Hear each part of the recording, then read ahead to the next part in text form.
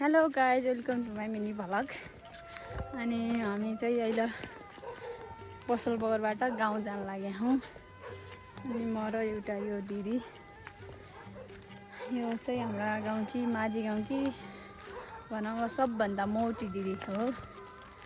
अनि मोटी दिदीसँग धेरै भएको थियो हाम्रो भेट भयो होइन, त्यही भएर आज भयो, खुसी लाग्यो। अनि के खा दिदी, तिमी कहाँबाट आयौ अहिले?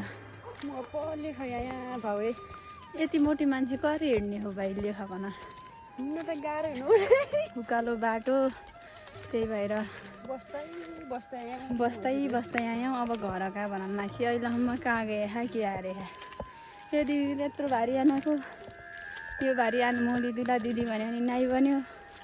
म घर बाइजानु तँ अब आए त बिस्तारो भन्यो भने नाइ भन्यो। त्यही भएर ढिलो भइगयो। अहिले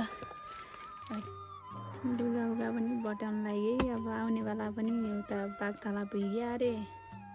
त्यही भएर लुगा बटाउन लागि धमाधम छ दिदीकी। अब आउँदै कोही बेला लुगा वासिङ शाम छ अहिले, कोही सबै सुते खान।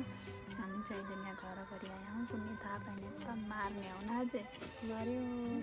यी त 12 बजीको, अब म त 12 बजेपछि यति डर मान्छु भाइ, भय मान्छु त यहाँ भयाउनु भन्दा अब त्यो कोही बेला पाउने हो गाडीको न। अब भने यहाँ भयाउनु त लास्ट भयाउनु भन्दा अब के हुने हो बेहुलाको चाहिँ फोन आइसक्यो। अब हामी पनि तयार भइसक्यो। अब तयार भइसक्यो। हामी पनि फोन गरे खानु भाइ। उठा दे त्यही गाडी हो के हो? अब हिँडेर जाउँ। अब भाइ त्यही गाडी बाइ जाउँ। त्यही गरे आयो टर्च जल्छ। हिँड आउँछ चप्पल जना बजावा भाइ।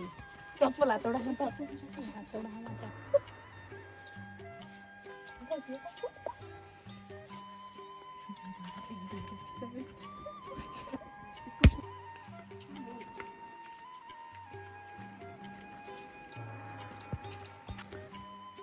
भरे भाइ भरे टर्च देखाउन ती हुने मान्दा हुँदै ती हुने क्या हो? फोन त उठाउँदै परे बेहुला चाहिँ ती हुन्।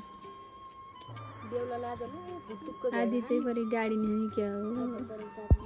लौ हिँड झोला। अब यही हो भने तोरो धन सम्पत्ति सब बेचिर। अब त्यही झोलालाई सम्हालिकन राखे।